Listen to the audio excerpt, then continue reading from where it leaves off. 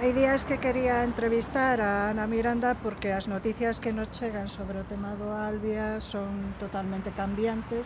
Sí. Hubo unha clara viraxe pois no caso, na xustiza en xeral. Sí. As vítimas tiveron no Senado, estiveron en distintos foros, co comisario. Sí. Podes nos explicar que pasos estiveron dando hasta ahora, como viviches isto, porque ti levas anos levando a Europa o caso do Albia. Explícanos un pouco. Pois moi ben, efectivamente o accidente do Albia, toda a investigación acaba de dar un xiro dende o momento que o xuíz instructor da causa acaba de chamar o responsável Corte Vitarco, non? Non só iso, senón que xa antes a Audiencia Provincial da Coruña dá un xiro e ademais coincido no tempo despois da visita a Bruxelas. Eu creo que a visita a Bruxelas, francamente e humildemente, foi trascendental para que a investigación do accidente do Albia dé unha volta. En novembro de 2015, como BNG, convidamos a vir a Asociación Víctimas do Albia 04155 a vir a Bruxelas e preparamos unha intensa axenda cos responsables de seguridade ferroviaria da Unión Europea e tamén coa Axencia Ferroviaria Europea, que ao fin e ao cabo é o organismo que pode facer este tipo de investigacións. Nesa entrevista xurdiu o compromiso de facer un informe sobre o accidente do Albia. Despois, paralelamente, no Parlamento Europeo presentaronse dúas denuncias. Meses despois, cando solicitamos aquel informe, resulta que nos din que non se pode acceder públicamente a él, porque había presións de Madrid, presións do Estado, presións do Ministerio de Fomento para que ese informe non fora público, por medo a que ese informe dixera algo máis do que realmente agardaban, non? Ese algo máis é simplemente que se diga que a investigación feita polo Estado español non foi ben feita. Vou máis alá, o tren non debía de estar en circulación. E iso é o que vai sair agora estes días, e iso é o que vai decirse. Ese tren non tiña que estar en marcha porque non pasou o control, o sistema de evaluación de riscos preceptivo que exixe a normativa comunitaria. E explícome rapidamente. Pasado toda esa visita a Bruxelas, finalmente hai unha data moi importante que é o 7 de xulio.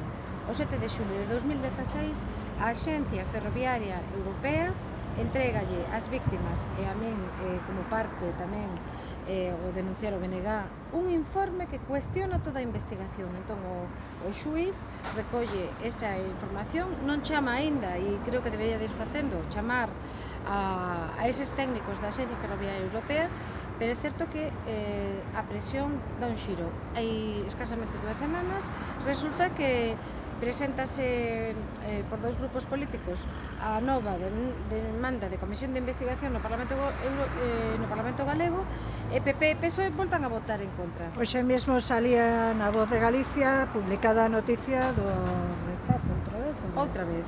Teñen unha cara tan grande, cando temos un informe da Unión Europea que está dicindo que a investigación non foi ben feita, cando non hai responsabilidades políticas, cando só se imputou ao maquinista por a causa denominada humana, que é o exceso da velocidade, e non se analizou outro tipo de causas como o peso do tren, como o trazado da vía. Lembremos Álvarez Cascos, responsable da vía, Álvarez Cascos ese mesmo do Prestige, lembremos o señor Blanco, que agora está de eurodiputado, lembremos a señora Ana Pastor. Todos teñen moita responsabilidade no accidente, pero teñen unha responsabilidade directa e indirecta, porque se o trazado non fora desa maneira e a curva da Gandeira non fora dese xeito, se o tren levara toda a avaliación de análise preceptivo, todo iso faría que estes trens foran seguros. Este tren non era seguro e había avisos dos xefes de maquinistas. Houve moitos indicios que este accidente podía producirse, e non. Políticamente quixeron inauguralo rápido, unha vez que pasou esta desgraza de 81 falecidos e máis de 150 persoas con graves presuizos e con feridas, pois decidiron calar. Entón, o PP e o PSOE calaron, tamén outros grupos políticos, que tamén hai que decirlo. Entón, políticamente non temos investigación, non hai un control, non houve un control, non hai unha maneira de exixir responsabilidades políticas en cámaras parlamentarias, excepto no Parlamento Europeo, onde levamos esta cuestión, e resulta que sí, o Parlamento Europeo finalmente, despois de 2 anos de estar a denuncia medio perdida, di que apoia unha nova investigación.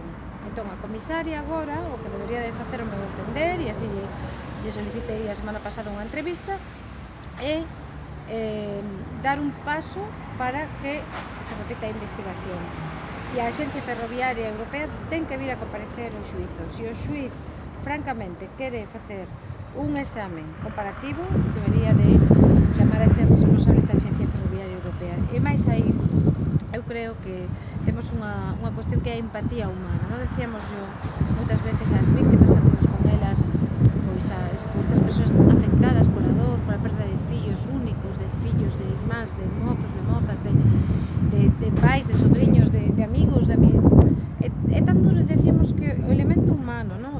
o elemento da empatía que faltou tanto en todo isto, porque ao final xa non é que haxa unha investigación política ou técnica repetida, é que non houbo o mínimo trato humano, non houbo.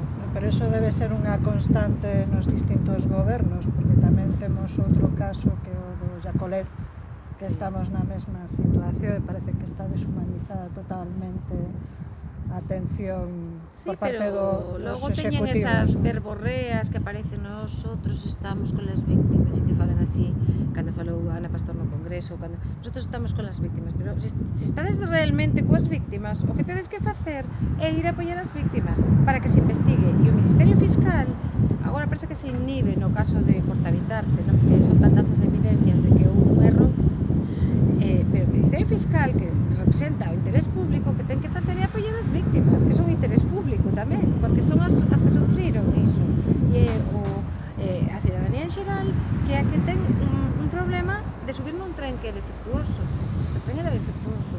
Entón, nós imos seguir até o final en Bruselas.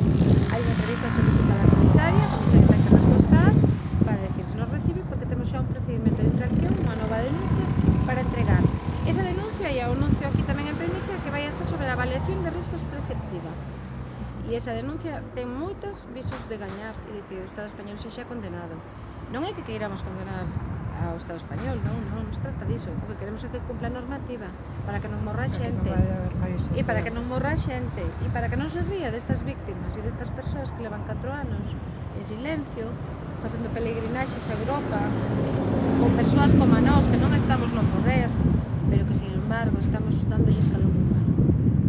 Pues moitas grazas, Ana, por todas estas explicacións, e nada, xa sabedes, esta información hai que pasala, hai que transmitila, e seguirei tratando de cubrir este tema porque me parece de vital importancia para que non volva a ocurrir.